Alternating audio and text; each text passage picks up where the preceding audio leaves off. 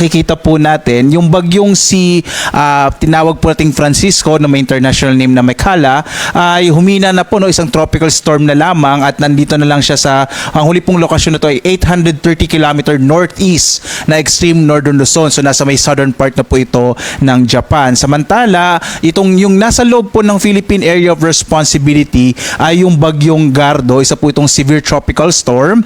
Yung huling lokasyon ng bagyong Gardo ay nasa 1,280 km silangan ng extreme northern Luzon. Taglay yung pinakamalakas na yung umaabot ng 95 kilometers per hour malapit sa gitna at pagbugso naman nasa 115 kilometers per hour. Ito ay kasalukuyang kumikilos pahilaga-hilagang kanluran sa bilis naman na 25 kilometers per hour. Mapapansin po ninyo yung dalawang bagyo natin ay halos sa northeastern boundary po ng PAR.